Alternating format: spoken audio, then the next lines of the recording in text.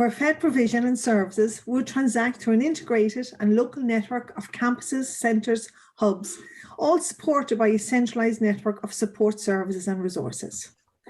Today, we build on that stated vision through dialogue with our European colleagues, each of whom are trailblazers in the world of further education and training. We are very privileged today to have Dr. Paul Little from Scotland, Manfred Paulsen from the Netherlands, and Adriana Hojak from Slovenia. Great made a fáilte to all of our contributors, and thank you for helping shape our discussion and our thinking into the future. I also welcome each one of you attending the webinar across the network of the 16 education training boards, and I ask you this morning to contribute to the discussion through the Q&A function you will see on the bottom of your screen. I will now hand over the virtual reins to John Fitzgibbon, the Director of Further Education and Training in Cork Education Training Board, who will open our discussion and dialogue this morning on the FET College of the Future, from which is our own ETB lens. John? Thank you, Fiona, and again, welcome to everybody this morning, and I hope it's an enjoyable and useful interaction for everybody. I hope that you can see my screen that's being shared there. I have a very brief presentation for you this morning. I've been asked to outline briefly to you the context in which the ETB's FET model of the future and that is being presented, the elements in the process and the thinking that led to the model as we're presenting it, and the key features in this model of the college as we are presenting it to you today and as it's been presented in the document that has been circulated and launched by the Minister. I think it's important, first of all, and to look at the context that we're providing or we're presenting this paper in. Excuse me now.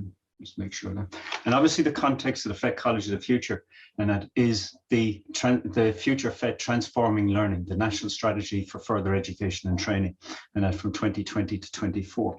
And that the FET College of the Future is identified as a key element in the delivery of the aims and the aspirations of the FET strategy, and the continued transformation of the FET sector to meet the needs of individuals, communities, the economy and society as a whole, now and into the future.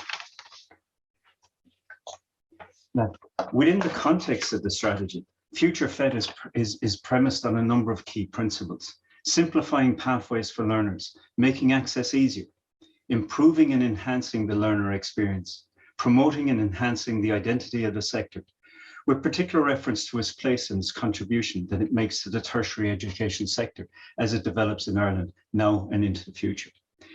These principles are crystallized in the three strategic priority areas identified within the strategy itself, those of inclusion, of skills, and pathways. Importantly, the strategy places the learner and communities as the focus of all actions and intentions contained within it. There are a number of other elements there that are referred to on the screen as enabling themes. And as you look at our document, and you'll see those enabling themes teased out and dealt with in more detail.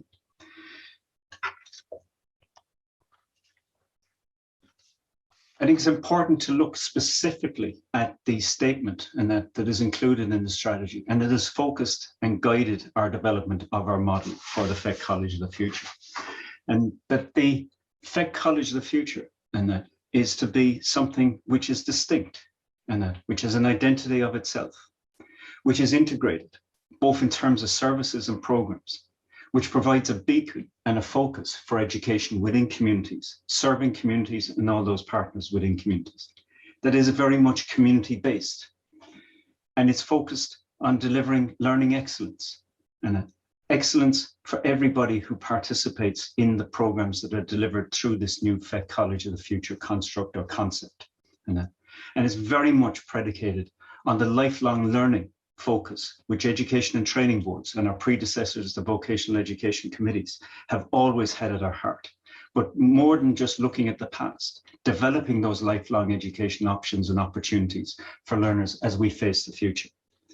It's also important to reflect that one of the other elements contributing to the model of the FET College of the Future that we're presenting is a new proposition for level 5 and 6 provision, as is outlined in the strategy itself. You've seen the document, the ETB's agreed model, And that model came about as a consequence of significant engagement within and across the sector on what the model should contain or what it should exhibit, that it should reflect the individual identities of the 16 ETBs within the sector, that it should reflect the needs of the communities and the learners within each ETB, that it would build on and consolidate existing provision and good practice. It was very evident as we went through the process of trying to develop a model that would fit all those purposes and meet the needs and the aspirations of the strategy, that one size would not fit all, nor would it work within the context of the 16 ETBs and the diversity of the communities that we serve across the country. We also identified that we needed to start with a focus on the outcomes that we wish to achieve, and from that, construct the framework that will take us from where we are now to delivering on this FET College of the future in each one of our 16 ETBs over the years ahead. That we need to look at the enabling structures and supports that are necessary for the sector to deliver on this aspiration, this model of the FET College of the future. And the statement there is simple, but took a long time to crystallize and consolidate. And that it's an overarching FET College entity organized centrally within an ETB, which transacts FET provision and services through an integrated network of campuses, centres, hubs, and that local FET resources are supported by a centralized network of support services. It's very important to note, it's not about reframing, rebranding existing centres or provision and just putting a new name on them. It's much broader than just simply a physical bricks and mortar entity constructed to be the new FET College of the future. It's very much about a network of locations, a network of provision, where learners can find their pathway from one level to another level, supported by the services that are necessary to make that journey an effective, efficient, productive, and most of all, positive for those learners as they move through that pathway. And critical to supporting that journey is providing the necessary support services, physical support services, but including things like guidance, counseling, psychological support, IT support, inclusion support measures, and a much broader range of support services that enable every learner to engage with their FET college, with their FET provision within their community, within their ETB, and achieve the outcomes that they wish to achieve for themselves. We have 10, I think it's 10, agreed model features that even though each ETB will have a slightly different implementation of this, that every model within every ETB will reflect these. And it's important, and I think it's worthwhile to dwell on those for just a second or two. It is very much community-based, as I've emphasized. It will encompass all full-time and part-time provision across the ETB's communities and at all levels, from levels 1 to 6. That will become recognizable as a leader in community-based education. Those pathways for learners, both through and across the FET College and from the FET College to other providers, will be very clear, very visible. Very much focusing on the opportunity and the potential to co-develop and co-deliver some elements of provision with higher education partners within our regions and within the country. Very much become a central flagship, but it's not just one location. And it's a number of campuses, number of locations, and supporting the whole community, supporting the whole region. And those satellite locations will be part of the FET College. Very much from the strategy, but I suppose from our learnings and our experiences of the last 18 or 19 months, digital technologies, digital teaching and learning strategies to be central to that model. And that we exploit those digital strategies to deliver services, to deliver courses, programs, and initiatives to learners who may not be able to access the physical locations of the college itself, and that because of their distance, or maybe because of impediments, and that due to physical disability or other, but that digital opportunity and that is enshrined and is built into the development of this new FET College. And very much the college itself is built on integration, inclusion, and parity of esteem for all FET learners, both within the FET College, but within the wider education context. And that we're working to making sure that our FET colleges of the future are centres of excellence, models of excellence, but also looking at within the context of each individual ETB, where campuses or centres may become the centre of excellence for particular disciplines, particular areas of study, particular focuses of inquiry and endeavour. It's very important to say and reiterate that the model has to align and reflect each ETB's priorities and requirements. Every one of the 16 ETBs is different. And whereas we're similar in many ways, there are differences because of our geography, our communities, our profile, and therefore the model has to reflect those. One size does not fit all. And the models, as we develop them and implement them in our 16 ETBs, and that will be aligned with the common principles that we've outlined or set out in our model, but they will allow for local implementation and adaptation to meet those needs of the individuals and communities that we're serving.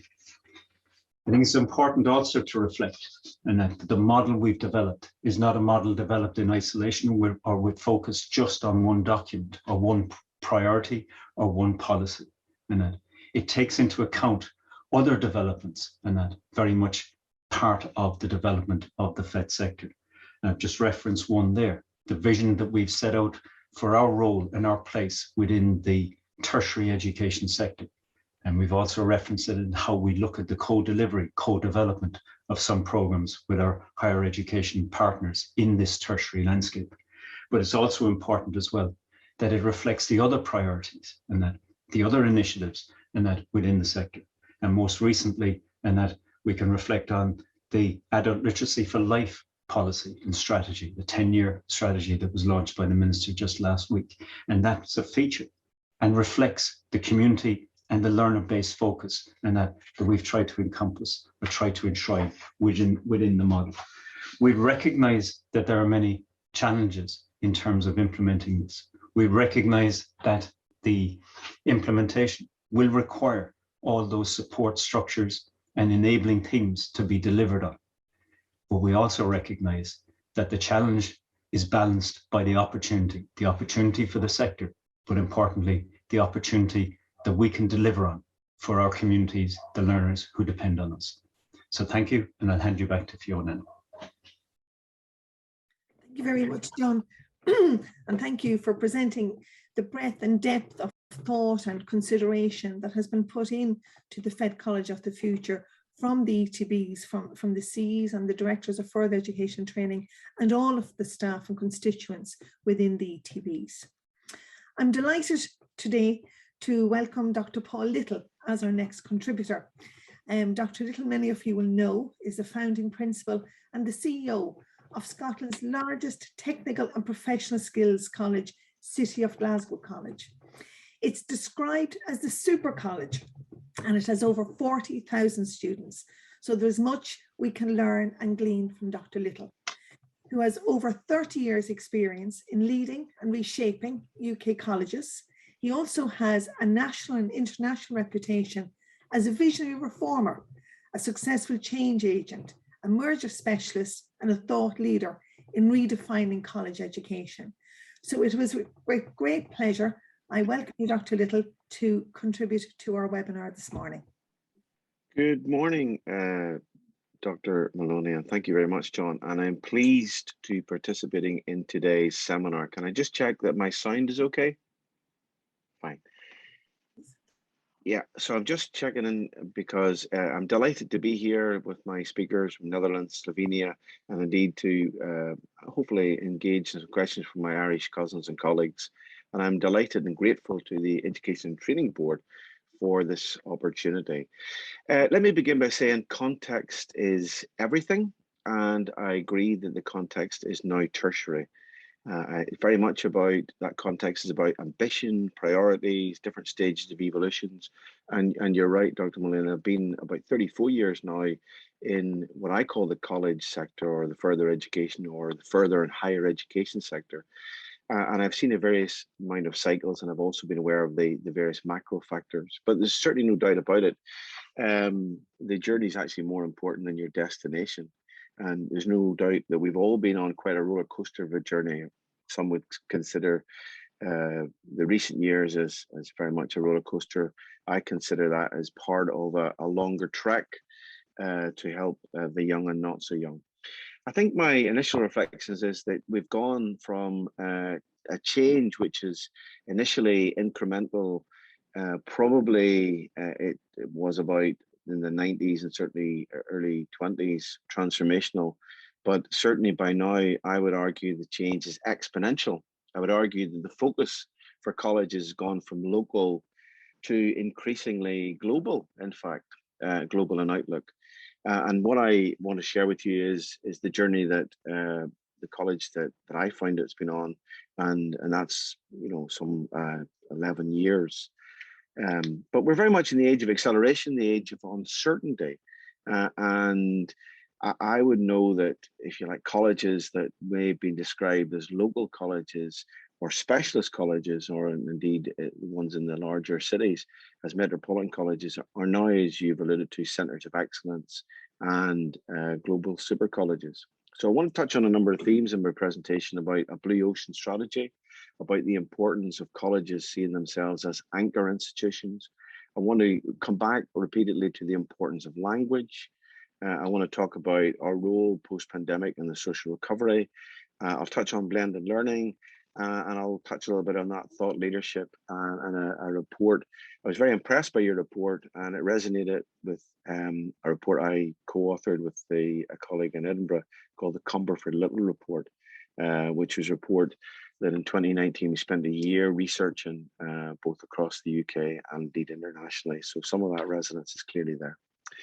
So what is this kind of super college, or what were the challenges that we find? Well, we've kind of merged 4 specialist institutions, a naval college, a civil engineering college, a catering college, and a commerce and retail institution to create not just a very large college, the largest in Scotland and the 4th largest in the United Kingdom, but an institution that had in its DNA excellence at the heart, not competence, but excellence. So we teach our students to a proficient level, not a competent level, and we try to test that through checking on the levels of excellence. And I think that that's been very helpful because the initial institution was founded, believe it or not, in a crisis, in the financial crisis. And here we are 10 years on in a health crisis. And in that time, we now have a very resilient institution that delivers to 40,000 students and contributes to the Scottish economy in that period some £6 billion of gross value added contributions. And that was independently assessed. For every graduate, college graduate, they have a lifetime earning premium of 56,000. And it's probably one of the most cosmopolitan institutions in the UK because it's got 150 different nationalities of students. And certainly in my first college, there wouldn't even have been 15 different nationalities. So I've come on quite a journey myself. As I mentioned before, over that evaluation period of the last 10 years, we have helped at least 100,000 graduates into employment or indeed to direct study. Some of those have been involved in our 2000 programs, and we've got 4 faculties: creative industries, education and humanities, hospitality and leisure, and nautical and STEM. We were very fortunate in that we convinced the Scottish Government that we should create a next generation college, and that college had to have a new super campus. We secured 200 million from the private sector, and we secured a 25-year commitment from the Scottish Government to help pay the mortgage, if you will. So we created this £228 million twin site super campus. Why is that important? Well, we had 11 different institutions or different sites, and we created that down to 2. So we were very much thinking ahead all those years ago. In fact, I came to Glasgow in 2007, and the planning had already actually begun prior to that. The institution itself, and you're all very welcome to come over to that, was shortlisted for UK Building of the Year. So when you think about that, how many institutions do you know that are architectural icons, or indeed are future-proofed for the next 50 years? So in one sense, the pandemic was simply a test to us. Quite a difficult test, but it was very much a test to us. But it's very much designed with a digital underlay, even all that time ago. And very much we had an opportunity to try and think from a complete blue ocean approach. Blue ocean is not quite blue thinking. It's an approach where what we're trying to do is to deliver the impossible in improbable timelines. And that is actually achievable, folks. I know that might seem nuts, but it is achievable. One of the ways of doing that was actually of complete clarity of purpose. So we actually threw out vision statements and mission statements, and we had 3-word purposes and 3-word ways. So our purpose is let learning flourish, and our way is very simple. It's inspiration, excellence at the heart of all that we do, and innovation. And we were trying to pioneer a new form of technological education. We see technological as digital meets technical education, and very much professional education. So when COVID happened, it was very much an opportunity for us to test this new campus and test the outreach. And in many ways, we had some 3,000 laptops to lend out to students. And that gives you some indication of the depth of our digital nature. And we've been working on that since 2015. We established the new campus in 2015 at the very heart of Glasgow. Incidentally, the Guardian newspaper described it as a temple of vocational education. But the Glaswegians, who have got a great patter, nicknamed it St. Paul's Cathedral. So I quite preferred that one, actually. However, we weren't in St. Paul's Cathedral during the pandemic because we were all arts and parts, including 247 of our students at sea in the Merchant Navy, and staying at sea, keeping us all supplied. We were very much in the visioning of this new institution, interested in personalized learning approach, and that guided all our thinking in terms of that. We knew that there was a definitely change in nature of student. We're actually planning for Generation Bravo and Charlie. Generation Alpha is with us, and we were talking about Generation Alpha actually 10 years ago. It was just our term for that. That term wasn't in common parlance. But it's interesting because we're now all using a phrase called VUCA, the volatile, uncertain, complex, and ambiguous worlds. We actually stopped using that. We usually use a turbulent world because, believe it or not, the VUCA phrase has been around since the 1960s in the military circles. It just hasn't been so widely shared. So that's really an indication of forward looking.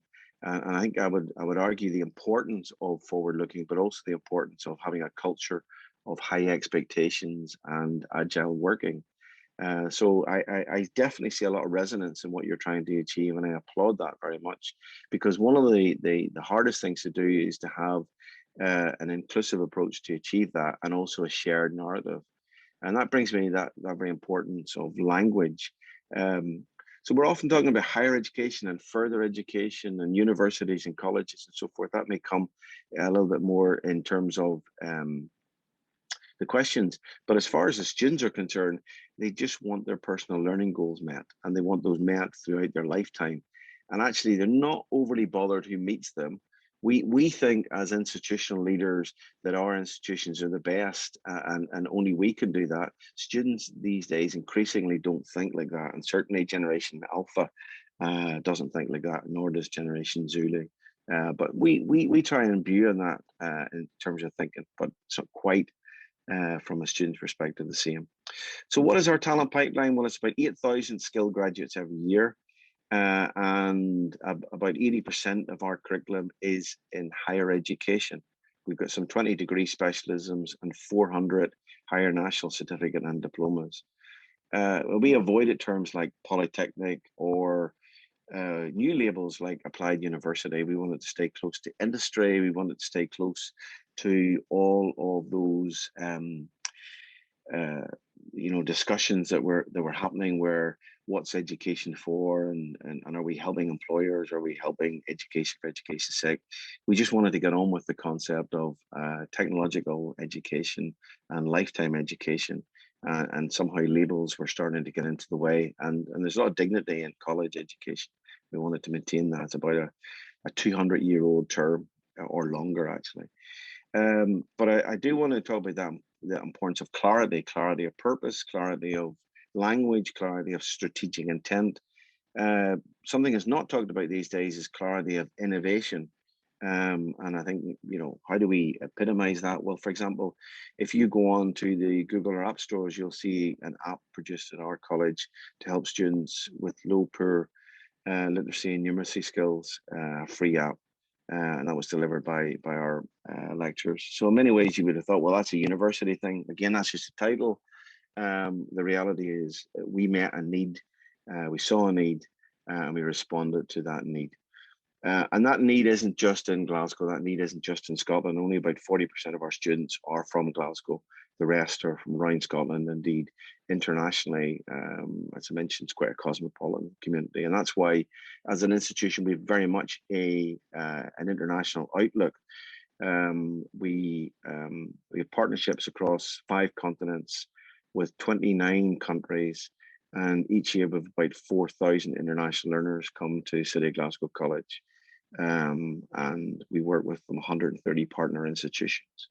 So those are very strong relationships that we benefit as much as our international partners benefit as well. And that was also very true during the pandemic. We used to send staff out to deliver in China, and those same staff delivered online. I think the only difference was they had to get up an hour earlier at 3:30 in the morning to be delivering in real time, as opposed to being there more locally.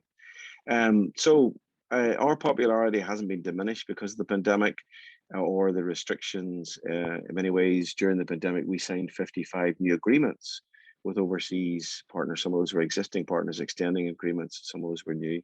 And that's about 20% increase on the previous year. And we had further partnership growth in China, Indonesia, Vietnam, Nigeria, and Georgia. And that was building on more recent partnerships with Malaysia, Pakistan, and Singapore, and the Philippines. Why is that? Well, there is a huge global demand for non-academic education or vocational education or further education and training or technical and vocational education, whatever term you really want to it. It's about skilling and upskilling and reskilling, or professional and technical education, and or STEM education, if you will. And some of those are very physical. We have actually had some sites in Africa. We designed a site in Angola, and we ran that for over 10 years ago. And we helped design the first Indian Nautical College 28 years ago. So sometimes it's about what a country's infrastructure needs are at that time, and who do they look to help them deliver that. And we're presently doing work in Kenya and Uzbekistan. So you get a flavor of an institution that's global outlook, but also globally connected. And we hope that those connections can be a benefit to you today. We're learning to live with COVID. We're learning to look after each other, but we're learning to pivot to new ways of working. And that kind of brings me a little bit to blended learning. We like to refer to that as the ABC of learning. Again, it goes back to the clarity of language and the power of 3. If you remember, let learning flourish, innovation, inspiration, and excellence, and ABC. ABC in our case stands for anywhere, blended, and connected. And we had a let's get phygital, hard to say that, that's the physical and digital worlds colliding, seminar yesterday. So if you need some links on that, we're happy to share those with you, because the whole world of digital pedagogy is emerging, and we're now using new terms like synchronous and asynchronous learning, and classrooms have become digi-labs. In fact, 6 years ago, we were advised not to call them classroom, but learning spaces. And as an old-fashioned teacher, I find that quite hard. But workshops and classrooms have now become digi-labs and so forth.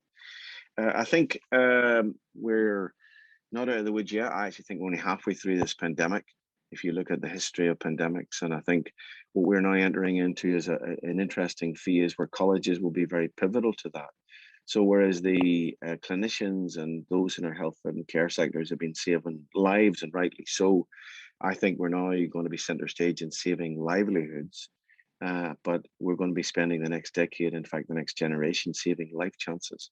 And I think colleges are very much at the pivot of a skills-led recovery. And why colleges? Well, they're actually very agile institutions, and they actually are very connected to the SME community, and 95% of most economies are linked to SMEs. So we're clear that colleges are very much first responders. Again, an interesting term. We wouldn't normally use that, but again, it's a term that others might be interested in hearing. So we have to think about the language that we use. Is that the language that others understand as we communicate with them? I think that thought leadership that Comfort for Little report was very much envisioning a tertiary system and redesign. And I'm also very mindful that institutions, whatever they are, they don't thrive in a hierarchy. They thrive in a system where you celebrate diversity, you contribute to that diversity, and you contribute to that through collaboration and partnerships. So that's why it's actually delightful to be part of this today, because I hope we've got some stronger friendships after today, and also I'm very happy to develop those further. So I hope what we've done is given you some indications of what we've achieved in the last 10 years. In 6 weeks, COP26 will happen in Glasgow. It's the biggest event ever in the United Kingdom, and we've got President Biden coming for that. And as a result, that will actually raise college education even more, because the entire shipping industry will be convening at the City of Glasgow College to debate how they can reduce their carbon footprint. But again, it shows colleges are very much involved in that. And I say, if anyone wants to keep connected for that, we're very happy to do that, because I think COP26 will raise the profile of colleges in a very, very important way. So I hope what I've done is give you a bit of a flavor of our journey, our aspirations, that journey is far from over, and how we want to have partners and collaborators for the next stage of that journey, because ultimately, as I said, that context is all important, and that context keeps changing. And I think we're moving from a world of volatility to a world of turbulence, and that turbulence is quite important, because that's where you've got a confluence of challenges, or if you will, you've got a confluence of wicked problems all happening. And because of the agility and the centrality and the connectedness of colleges, we are often looked to help solve those problems. So I hope that's given you some insight, and I'm very happy to take questions afterwards. Thank you. Thank you very much, Paul. You've provided not only a flavour of what's happening in Super College in the City of Glasgow, but I believe there is a palpable excitement among our audience today for the future and the possibilities for further education training that you have outlined. And the insights that you've gained from the journey you have travelled has very much positively reaffirmed the opportunities that we are embracing in the development of our own Blue Ocean ETB Next Generation Colleges. So thank you very much. And of course, as you know, you and your colleague Gus will be maintaining our ongoing relationship with you, and we look forward to how that will develop and flourish into the future. I now want to move to Slovenia, and I welcome my good friend and international educationist, Adriana Hojak, from the Solski Center in Slovenia. Adriana has well over 25 years experience in the area of further education training. She's a professor of the German language, coordinator of international projects, and is the head of intercompany training. She's a specialist in interpreting the needs of the modern labour market and Industry 4.0 and New Era society. So Adriana, I welcome you to address our grouping this morning. Hello, Fiona. Hello, all other panelists and participants. So welcome from my side, and hello from Slovenia. You know that after, I think that almost 2 months today, we are expecting rain. So it's a big change for us. So the climate change is felt very much. Wait, just that I try to share my presentation. Is it seen? Yeah. Okay.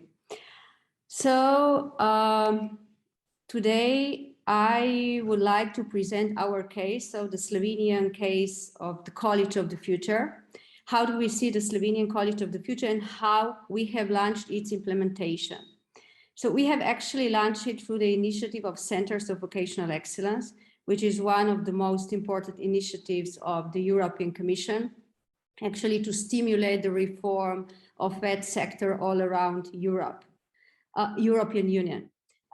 We have decided to practice it in the field of IoT. That's why you can see it here. So this is our kind of brand name. It's Talent Journey, but it's about the platform for IoT vocational excellence.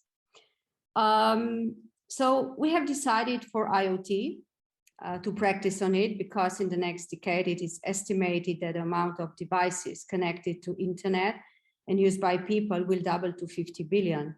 And definitely as a VET sector, we need to respond to this change because people will need so many additional and other skills. So when we launched this initiative, we knew that the only constant is change in nature, in human, in technology. We were inspired by technology trends, but our approach was user centricity, user-friendly and environment-friendly, definitely. And our principles, we were very much oriented to co-create with users, strong partnership, and test locally and scale internationally. And we put a lot of focus on creating an ecosystem that benefits all, and learners and teachers and industry experts.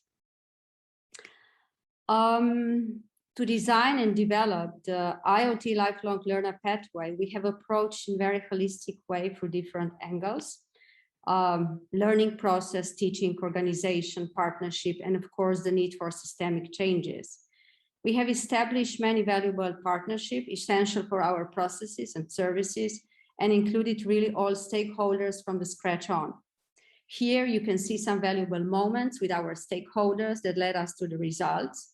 And we made additional the ecosystem mapping, but we identified our most important partnership for the future, the existing ones, but also the need for the new ones at regional, national, and as well as at international level. We have made 41 interviews with companies, but at international level, because now we do need to act, we need to look global, although act locally from Slovenia, Finland, Estonia, and Italy. We have made interviews on skills needs, in addition to desktop research. We have organized monthly online co-creative sessions with learners, with teachers, with company experts, with researchers, a lot of startuppers as well, leadership and VET experts. And we have identified professional skills, innovative approaches to deliver the competencies and way of collaboration with VET stakeholders and much more. But to follow common goals and run platform of vocational excellence, which is also the College of the Future, and to be able to respond to new era society and economy demands, we needed to have, and we need to have the clear vision and mission, which needed quite some time to be balanced inside the partnership. But it's worth. It was the time of even stronger awareness than before. That the same should be done for the VET system redefinition in order to become future-oriented, innovative system, which will support the digital and green transition, improve employability, competitiveness, and stimulate economic growth. We have, just a minute, because it's moving. This is a long user journey because it's lifelong learner.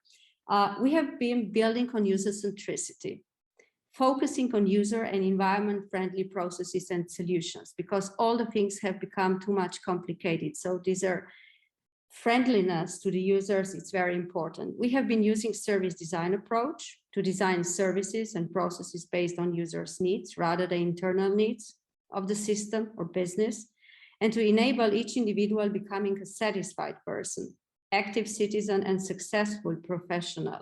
We should focus on user-centered and friendly processes and systems. We have interviewed more than 35 users from all partner countries, young adult learners, teachers, tutors, mentors, and company experts, leadership.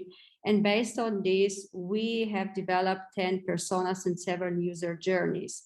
But here you can see our user journey of new era lifelong learner, where almost repeated thoughts were caught.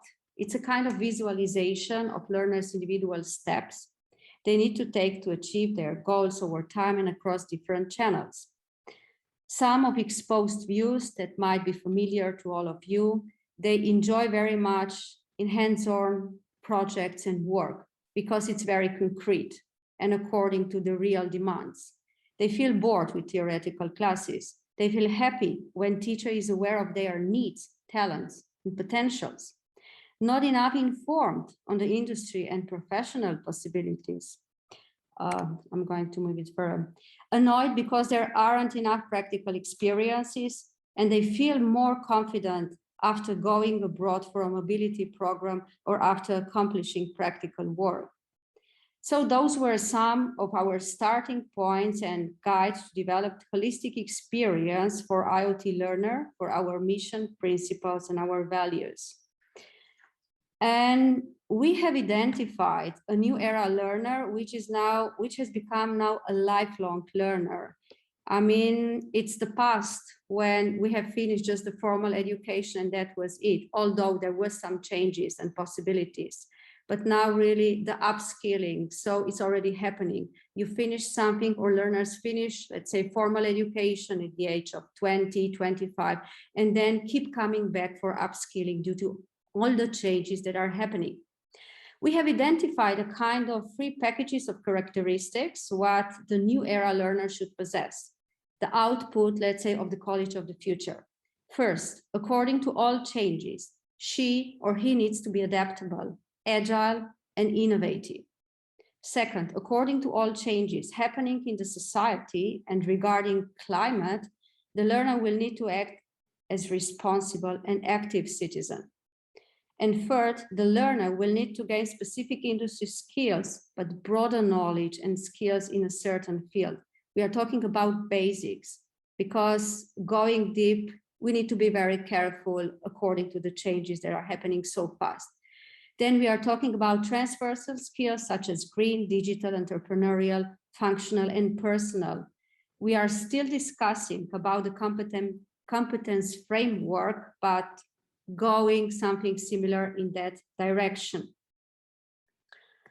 And what that provision should offer to enable that kind of output, that kind of new era learner.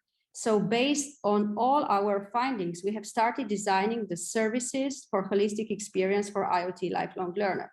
We have designed a framework that can be our main guide, no matter what will change in the industry, society, or our environment. So to discover the labor market opportunities, we need to offer the insights into it. This is the first step. We are preparing the contents on trends, profile, benefits, job opportunities, which will be regularly updated. The learner will be able to choose among various IoT courses.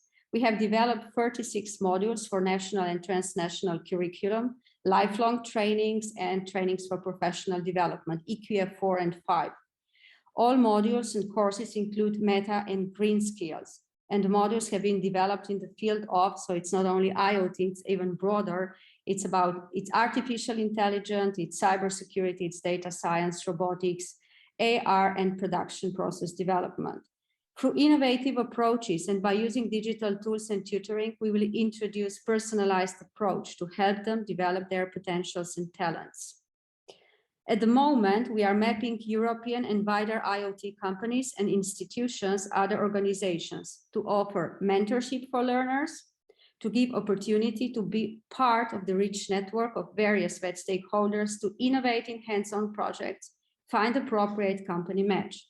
The IoT stakeholder pool will be promoted through the talent journey platform, digital platform.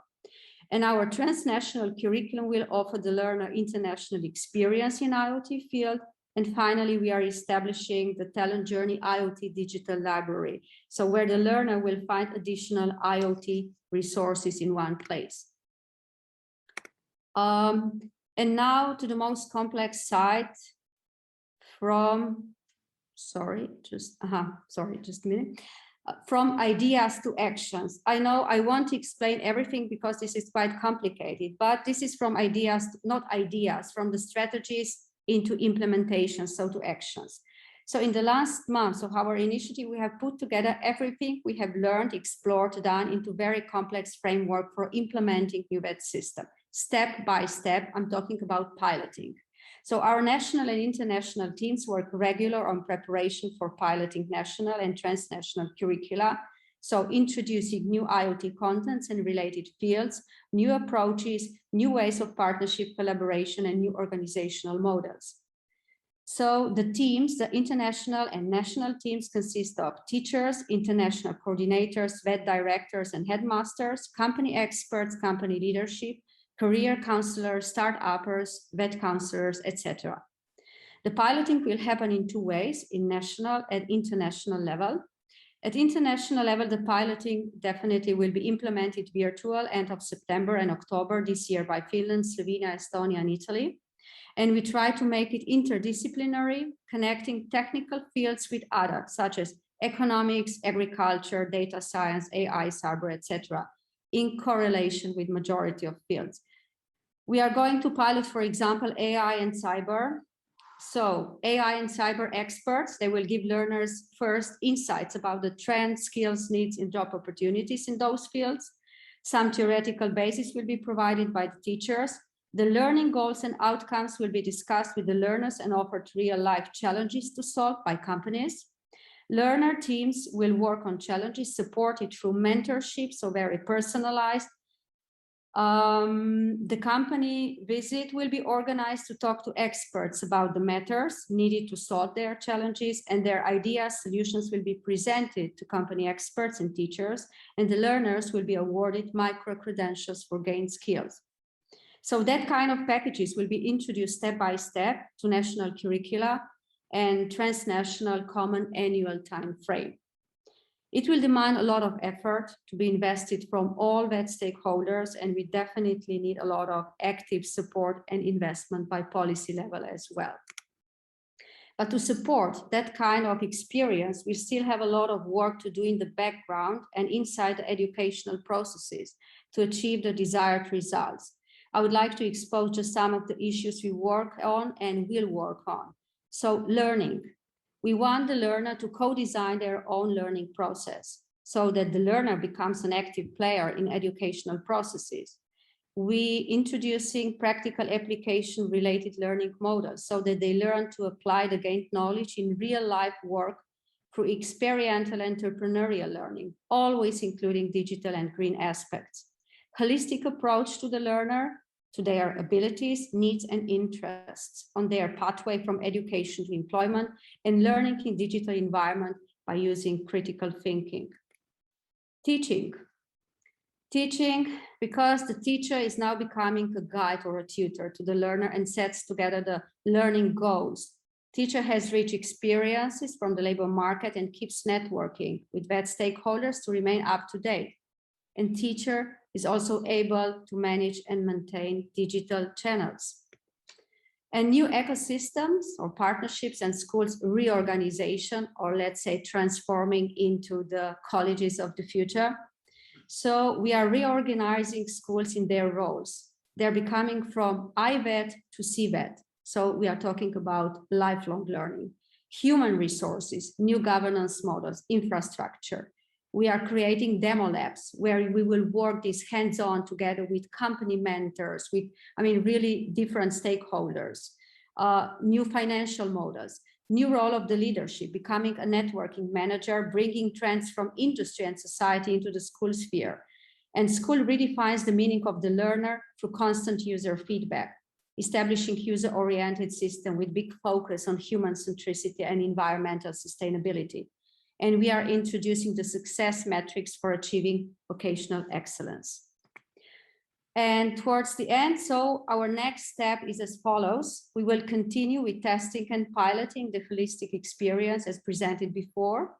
We are going to learn from these experiences, act agile and constantly improve. And we are going to disseminate and mentor other VET providers on our example which we call them the adoption model based on holistic experience. In Slovenia, there are now 3 VET centers piloting the holistic approach. 2 new centers are entering, and approximately an additional 5 VET centers will be mentored in the following 1 to 2 years. So we are spreading step by step. All our processes inside holistic experience will be supported by constant update of the content and expansion of network. So people who will work and collaborate in our processes, this is very important, people. Also due to the retirement, a big number of teachers that is in front of us. So further, a very important background support will be the user feedback, which will constantly influence on redesigning the VET provision and digital enablers, since we are going to digitalize the processes in every method that will appear as feasible, better, will enable personalization, simplification, and definitely less bureaucracy. So we have launched a kind of the VET reform bottom up with not sufficient support, I must be honest, by policy level. But in the following steps, the Ministry of Education is entering, so we already agreed, the National Institute for VET, which has been already included, and the National Chamber of Commerce. So it's a very delicate matter since we are working with people and we are talking actually about the prototyping, but that's why we are doing step by step. That was it. I always put this slide at the end because I know what is in front of us, and definitely I think now more than ever, we need to think globally, especially when talking about digital, when talking about green or sustainability. We can't solve these problems, individual countries or just Europe. It's really the global matter. And that's why we really need to put our heads together and challenge it together. So that was from my side. Thank you very much for your attention. Thank you, Adriana. Your last slide there, very apt for the future, and certainly your insights on the learner-centeredness of the approach and the importance of the European engagements. Why there are both challenges and insights there that you've presented to us. They're very pertinent to our current discussion here in Ireland. And thank you very much. You, like Paul, have given us very much to consider so far this morning. There's a lot of chat coming in, so I just encourage you all to keep putting in your questions and your observations for Paul and for Adriana so far. You may have some more questions for Manfred, who is coming next, but please put in your queries, put in your thoughts, put in your observations. We're very welcome, or we will address them all in the panel shortly. So I am now going to invite our colleague from the Netherlands, Manfred Poulsen, to further contribute to our dialogue this morning.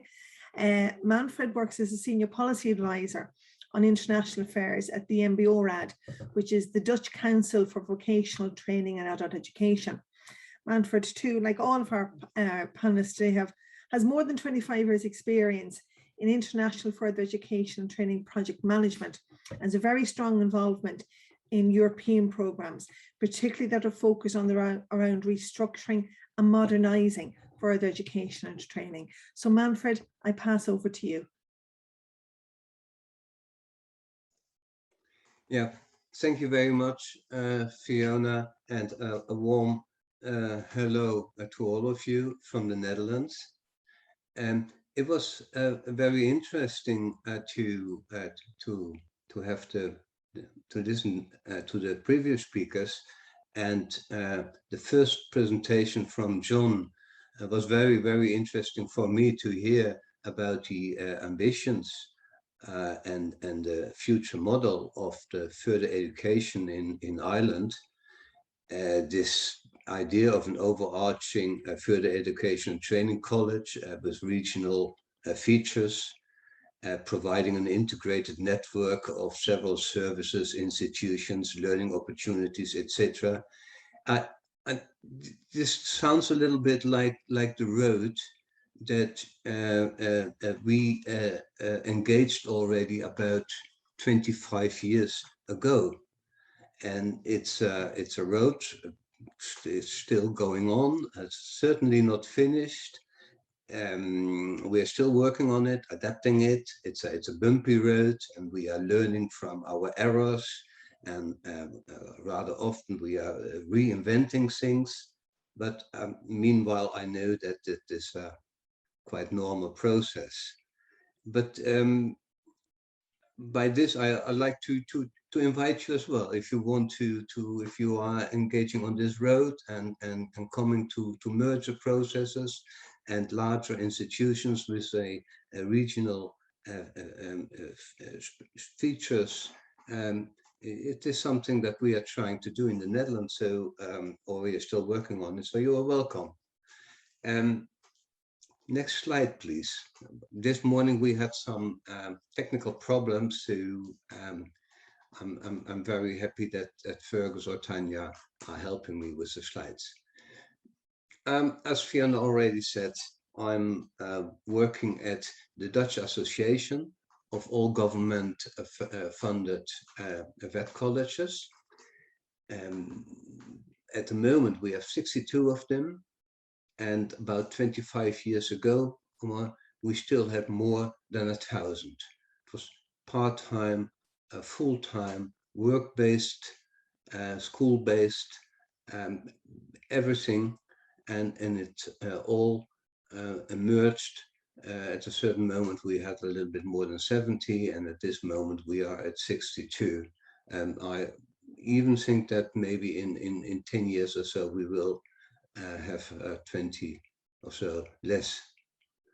Well, what we are doing, we are a little bit, I think, comparable to the ETBI.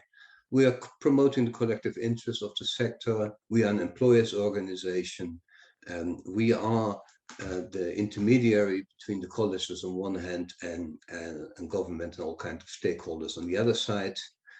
We are providing the colleges with our experts, with our these let's say experts with all kinds of services. We are of course promoting innovation, ongoing professional development, and we are a member of the European Providers of Vocational Education and Training, European Association of National Associations like ETBI.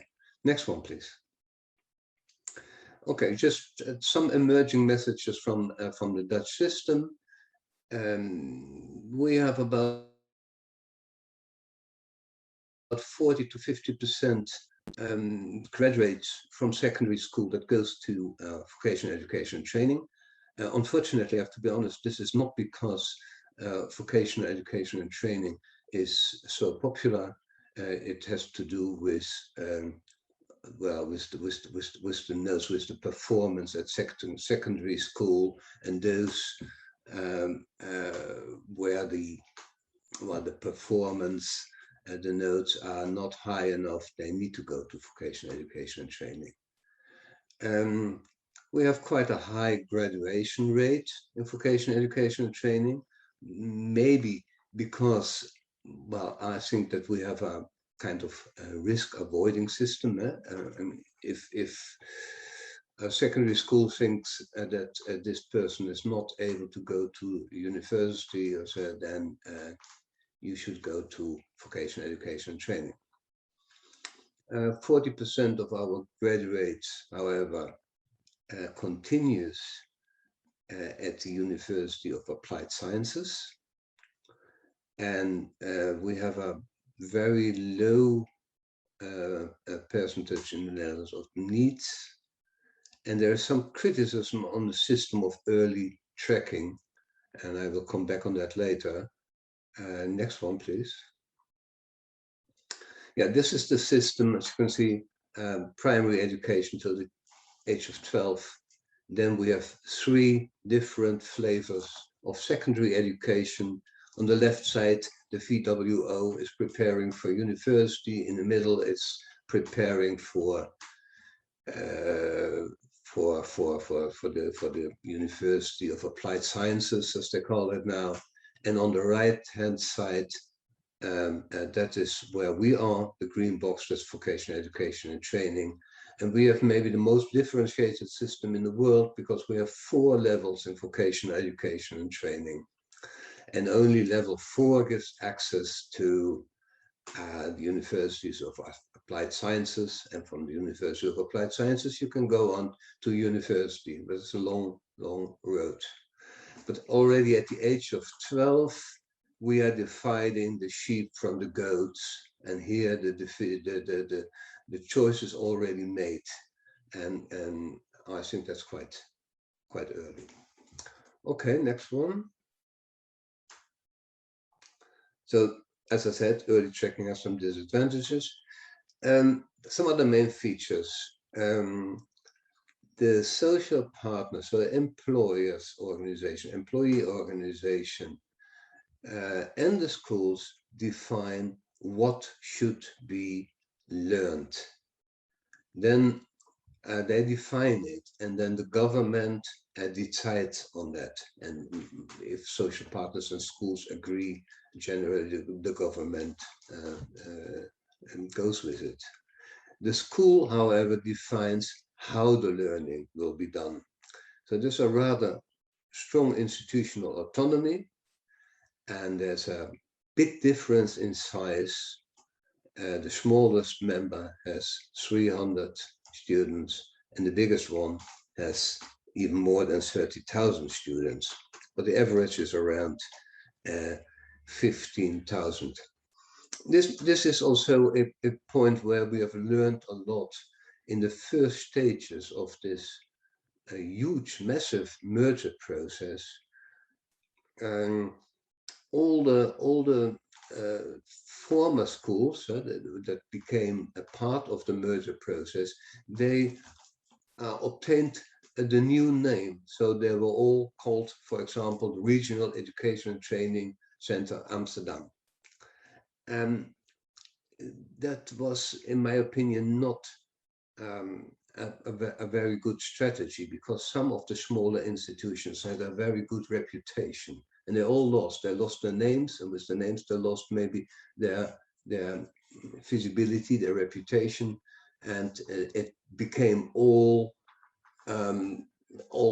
institutions had the same name, and some of them, of course, had to do with difficult target groups, and the big school got maybe the identity of the weakest or the most problematic school.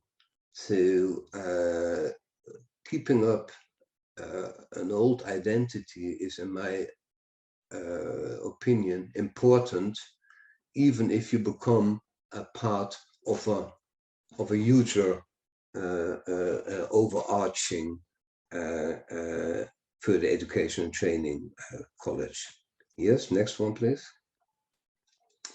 In the Netherlands, I think that is one of the very strong points. We have two learning pathways. One is what we call the work-based learning. Generally, you can say it's 4 days. It's the apprenticeship system, 4 days in the week, working 1 day in the week at school. And the other one is the school-based system, and that's the other way around. Between the 20 and 50% is learning in practice in the companies, and the rest, so the majority, is learning at school.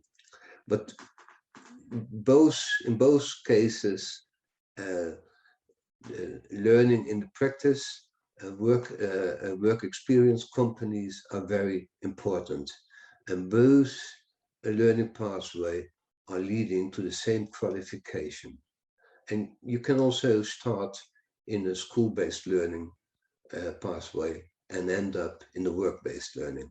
A big advantage of this is that it corresponds to the economic situation. So in times of larger unemployment and youth unemployment, you will see that the school-based system goes up and the work-based system goes down. And in times that many people are needed on the labor market, the work-based system goes up and the school-based system goes down. So it replies to the demand of the labor market. But the majority, as you can see, is still in a school-based system.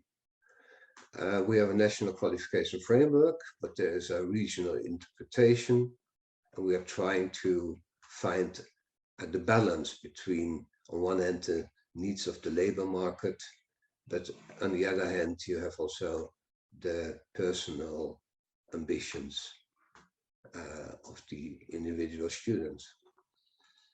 So we are not just providing what the labor market is asking for, because that is changing rather often. Next one, please.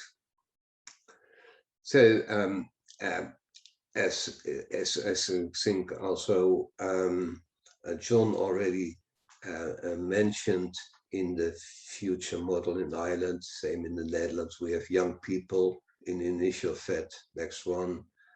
We have, next one, please. We have, of course, also a lot of adults, also bearing in mind the necessity for a lifelong development, lifelong learning. Yeah, next one, please. Through this merger process in the first phase, schools, or the new schools, the new colleges, they had sometimes 40, 50 different buildings, because these were all small schools. But meanwhile, most of them got new schools, new buildings, rather big and modern, like you can see here. Next one, please. We just skip this one with looking to the time. But the flexibility and cooperation is, of course, important. We have a little bit less than 200 qualification files, and they are put together by the schools and employers. There are more and more combinations and optional parts. So, for example, health and care is more and more combined with technology. Our qualification structures based on competences, learning outcomes, and the demand of the labor market, of course. We are always talking about a triple qualification, kind of holy trinity, which is that we are qualifying for a follow-up study, we are qualifying for the labor market, and we are paying a lot of attention to citizenship in order to prepare our young people for the future.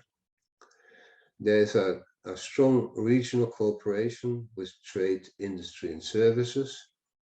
It is impossible to get a diploma without having spent at least 20% of your study time in a company or in a service provider. So the work experience periods are compulsory. Yeah, please, next one. Yeah, well, here you can see that we have our vocational education training in 4 connected areas. At the heart, there's the qualification. Around that, there are the work placements and the apprenticeships, which is, of course, in a regional setting. Since a number of years, we have 15% of the whole curriculum optional parts. So these optional parts are necessary to adjust the learning pathway to the regional needs, but also to the personal ambitions, and all that together makes that students as responsible citizens. Yes, please. Well, we consider vocational education training as kind of lubricate to the labor market. Please, next one. And this is an important one. I want to say a few more things about that. How is vocational education training answering to the needs of the labor market on the regional and on the national level? But that is done through the foundation of vocational education and training and the labor market, it's in the Dutch abbreviation SBB. You can compare it with a table where the social partners and the vet provider meet, and they are both having this table is based on an equal basis, 50-50. So if there are three main tasks, I'm coming back to that, and on these three main tasks, it is decided 50-50 on one hand, the social partners, and on the other hand, the providers. And finally, what is agreed there will be the advice to the minister. We have 9 sector skills, we call it chambers. It's kind of sector skills councils, and they are the bridge between education, the FET education, and the specific sectors within trade and industry. There are 9, it could have been 15, it could have been 20, but finally we decided 9, although there are of course much more. So, for example, where do you leave the hairdressers? I think that they are now in the same council as the health and care is. Well, these are certain choices you need to make. And this SBB has 3 main tasks, and that is the recognition and the accreditation of the learning companies. That's one. The second one is that they are making a labor market analysis, and according to this labor market analysis, there's also a discussion on how many colleges do you need in, for example, Rotterdam, if these 2 or 3 colleges are all offering programs in the STEM area. Do we need 2 or 3, or should it be better to have 1? And the renewal and the maintenance of qualifications. That's the third main task of this SBB.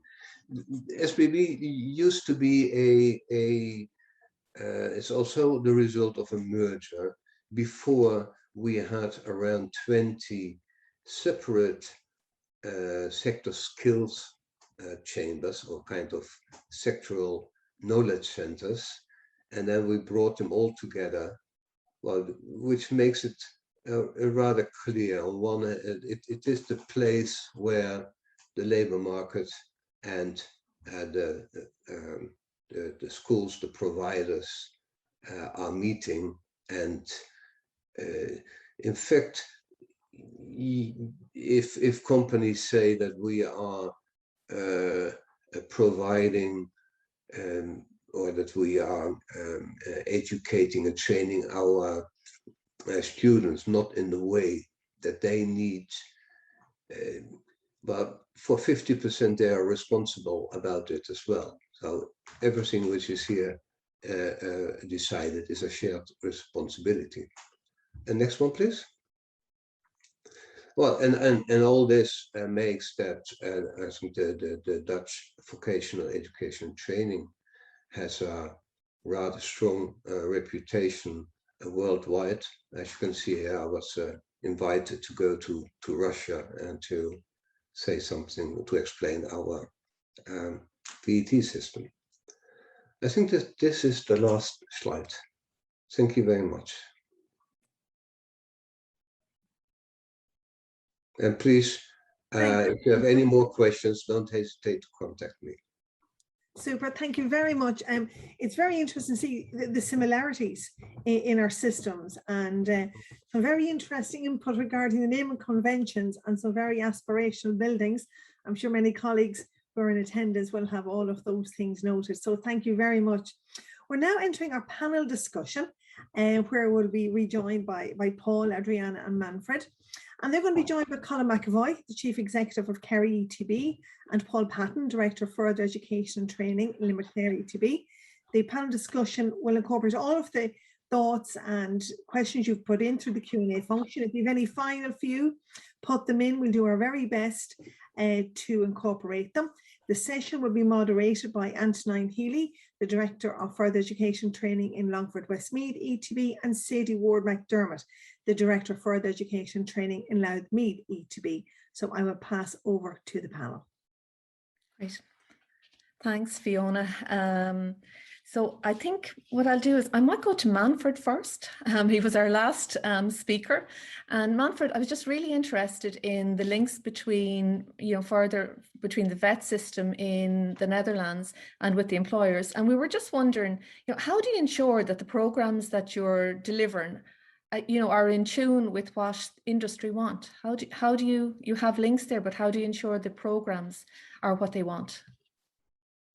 Well, as I said, in this a huge foundation of the labor market and the VET providers is split up in a number of sectors, and in all these sectoral, well, we call it chambers, there are people from the trade unions, there are people from the world of trade and industry. Of course, these are also, well, that's just the way it goes. These are representing organizations. It's rarely that somebody from a company itself is there. It's always, for example, the metal sector. They are organized in the association of metal companies, and these metal companies, they have somebody there. And on the other hand, there are our presidents or vice presidents or directors who are in these chambers, and they are talking about the content of the programs and the quality, and I think almost everything that matters is discussed in these places. Lovely. Thanks, Manfred, for that. Just looking at another question that we have, I might go to Adriana next. And Adriana, we were really interested to note that you've changed the approach in how teachers or educators engage with learners. And, there's a coaching sort of element now to that. And I'm wondering, if you have, for example, educators that work with you, how do you support them in their professional development, that they are able to deliver this new type of, teaching and learning in the colleges?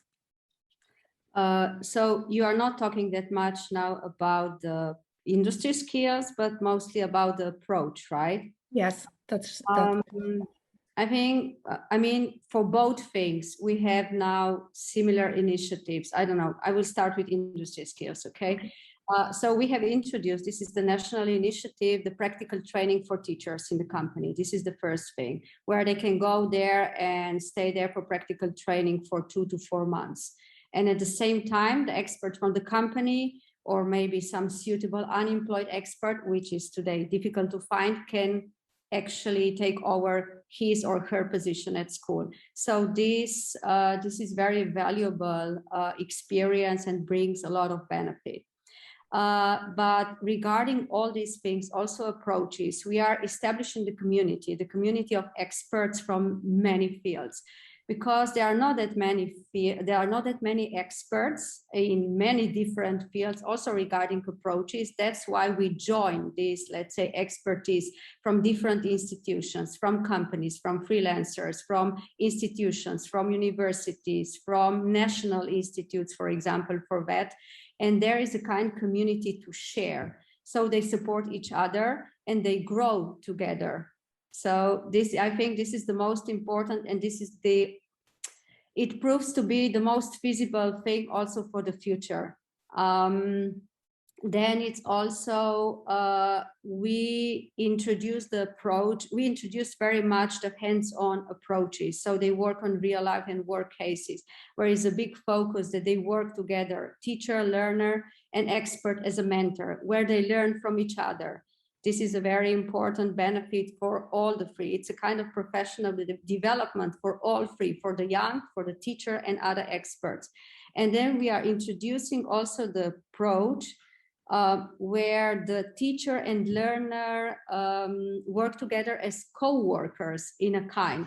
So we have introduced that it doesn't matter if you are a learner or a student and that you are young, you have ideas, you do have some experience, especially regarding, I don't know, when we are talking about digital natives and digital approaches. So we are a kind of connecting the generation gap, and they learn from each other. And this proved to be a very, very efficient and very good one. Also the professional development, as you said, in approaches, because they learn what is actually this, as I said before, the user need interest, how do they need to approach them, because it's a very open communication and they respect they show respect to each other. That's a very important and not the traditional one.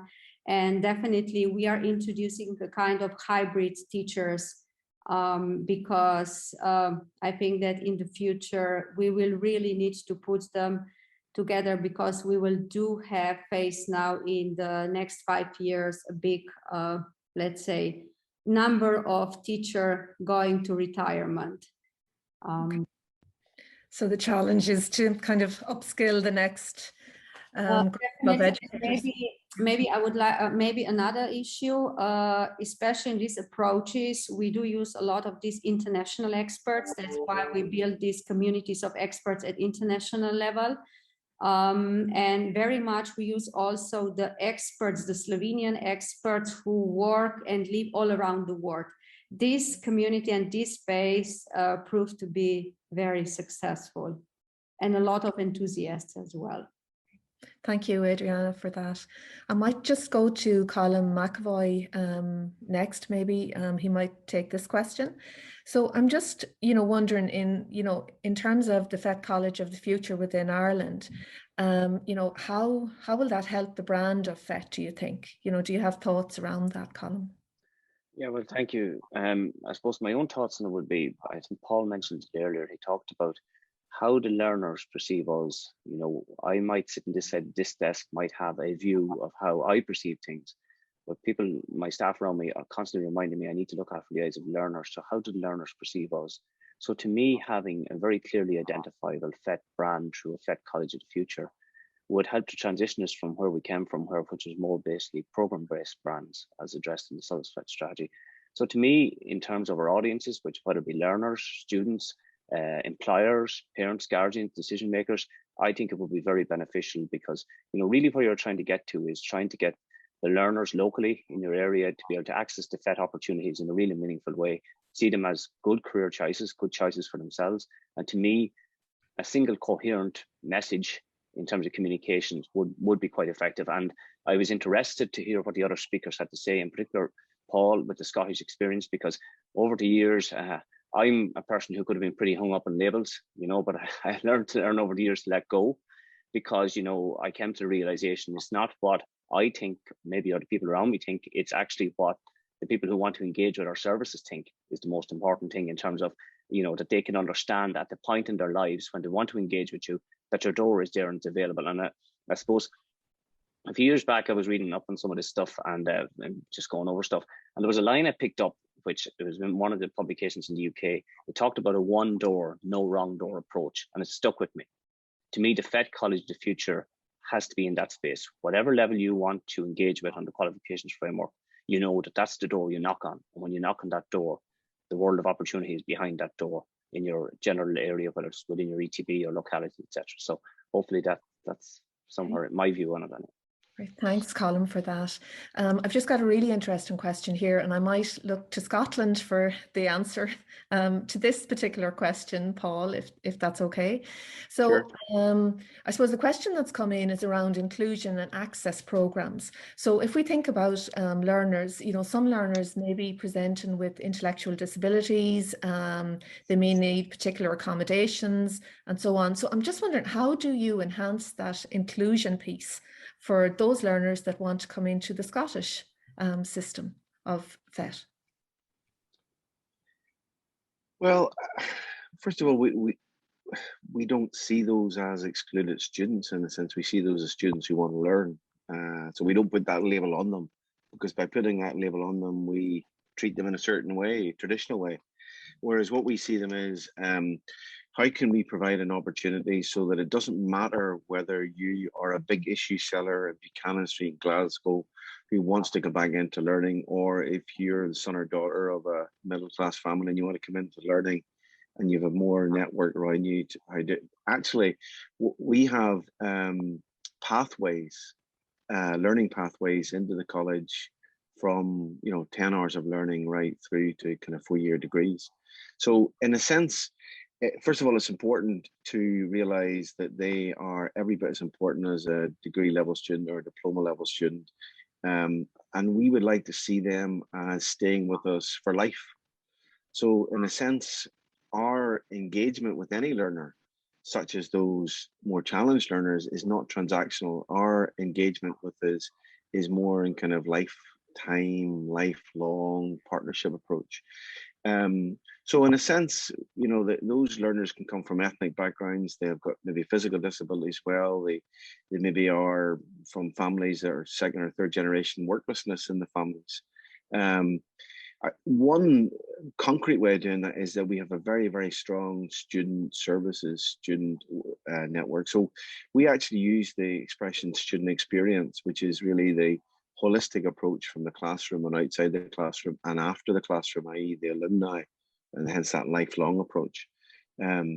So that's designed into our buildings, and we've been piloting this for quite a number of years before we moved into the new campus. And we discovered that if you said to a student from a challenged background, if you just go across the road, they can help you with finance. I've helped you with relationships. I've helped you with housing. They just won't cross the road. So in one sense, we have everything in a one-stop shop. We have a very open plan approach where we don't sit behind desks. We come out and sit in chairs beside someone. Because they're very unconfident learners, they're very let down by society, and they actually just want their complex needs help one bit at a time. So they always leave us with a very concrete help, be that some hardship funding or even the bus fare home. But actually that act of kindness, that direct help, that immediate help, then actually starts to form a bit of a bond. And through the training that we would give our student services or indeed our lecturers, and actually that culture of I think the last speaker was talking about the different doors. We've actually evolved that. There's no wrong path, so there's no wrong path to learning. So if for whatever reason in your life you have found yourself in your life circumstances challenged, then in a one-stop shop approach through ourselves, linked with social services, linked with care services, linked with the school, we try to make sure that you have that individual personalized approach. And it goes back to what I said earlier of the importance of a personalized learning approach, where it's not teacher-led, it's actually student-led or student-centered. So it's important to say that whatever your needs are, there will be solutions, and some of those solutions can actually be having some student mentors meeting and talking to those students, even from our student association.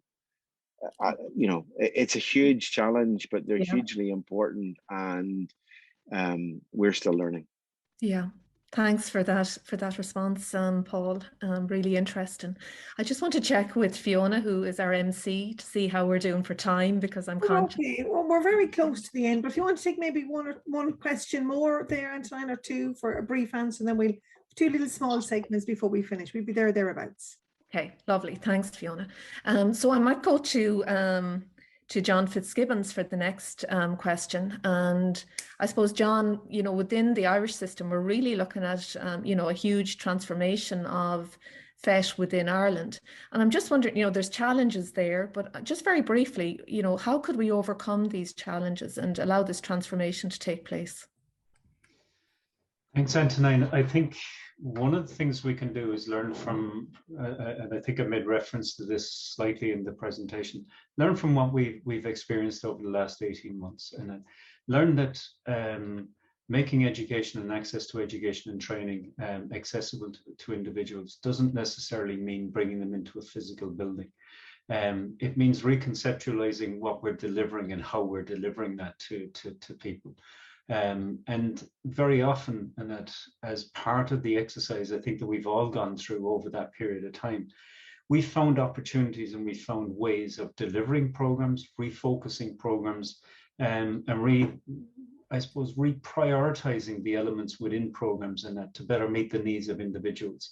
And so I think that's something that we can really use as we're moving through the next phase in terms of implementing this model.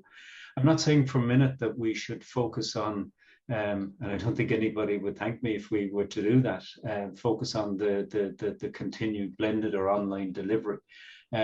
Because I think, education and training, they're very much a personal engagement in that between individuals, between the individuals in the class and between the students, the learners and the person delivering. And it's important to bring people back into an environment where that can happen. But it's not the only part of the process in that. So I think as we move through it over the next couple of years, we can take some of those elements and we can build them into the model that we want going forward. And I think, from the engagements we've had over the last number of months and year, I suppose, as we've been trying to formulate our model, there's a tremendous enthusiasm and appetite for this model, for this concept, and not for the model as itself, but what it means in terms of how we can better deliver the services that our communities and our learners need. It's lovely. Thanks, John. And then I'll just go for one final question, and I might go back to Adriana again. Just there's a question around, for how do you support people that are in secondary schools, leaving secondary education to enter FET? How do you promote that? We do have the career counseling for adult learners as well, and they are very much connected with the career counselors, actually also for the young learners.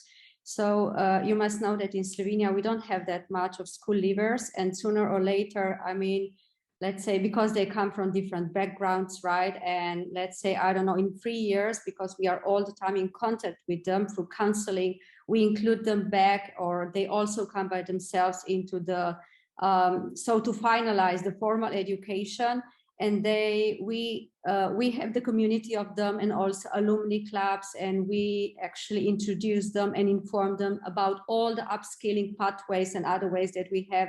And they are our very faithful customers coming back.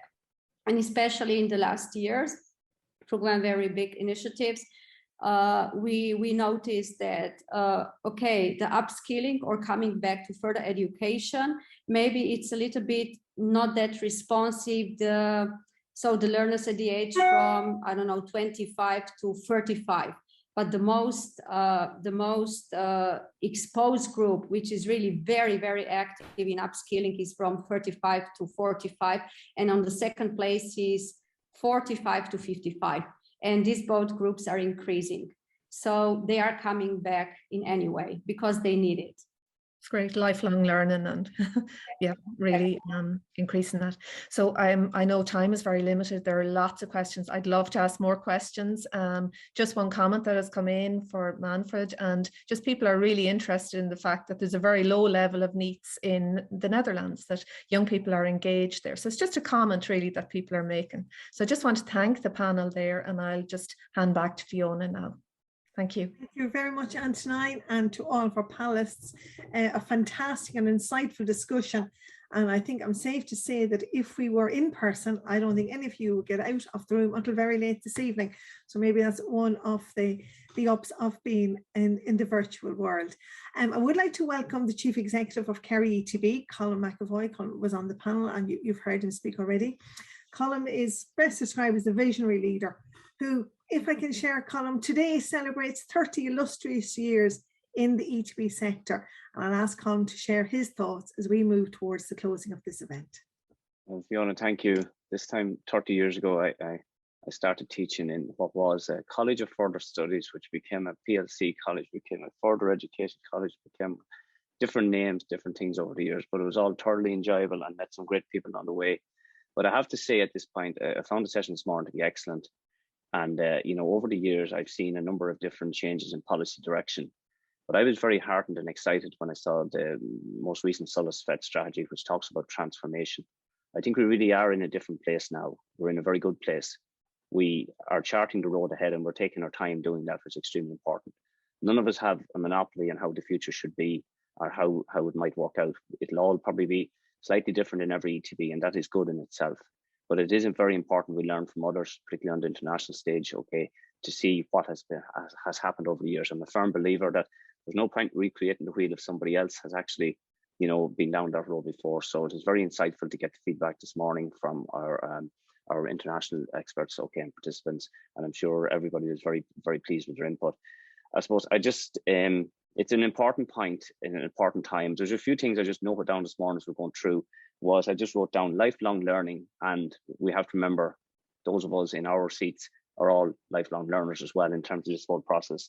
There's a challenge needed, but we need to challenge it together, which I think is extremely important. The only constant is change, and that is correct, or the only constant is change. So I suppose I'm here this morning because I'm a co-chair of the FET Directors Forum, and I just want to assure people that at CEO level, we're very supportive of the work of Fiona and all the directors of FET in terms of the work that's been put into the FET College of the Future. While the FET College of the Future, I suppose in terms of space, takes up a page inside in the FET strategy, it's a very important element of the FET strategy because it links a lot of it together. So it's an extremely important piece of work. And I just want to say, again, thanks to all of the participants before I hand back over to Fiona, and thanks to Fiona and her team in ETBI who've done an excellent job here this morning. Tanya, Rachel, Fergus and James. Okay, I know technically I have to improve. Maybe I have to do a bit more lifelong learning in that space, but I have to improve a bit because I believe it or not, I used to teach computer programming one time, but I think the whole thing has passed me out now at this stage. But and I also, our participants, Paul, Andriana and Manfred were excellent contributors. And to our own colleagues, John, Paul, Antonine and Sadie, okay, particularly Antonine, I think he did a wonderful job there working the panel through. So I'll hand you back over to Fiona now. Just a thoroughly enjoyable morning. Very good we're having these discussions, and I've no doubt that together, stepping forward, we will create a strong vision for the FET College of the Future and turn that vision into reality. So I'll hand back over to Fiona. Thank you, Colin. And to reiterate, thank you, Paul, Manfred, Andriana, for your time, particularly and in different time zones, being with us today. Our own colleagues, particularly Paul, John, Antonine, Sadie, huge work. Thank you so much. Thank you particularly to all of the chief executives, the directors of further education and training across the 16 ETBs and all of their staff for their vision, their support as we travel this journey. I acknowledge the participation of all the staff of the ETBs here today and their commitment to achieving our vision of the FET College of the Future. So all I can say is thank you for your time and attention. Stay safe. Slán agus Bannacht.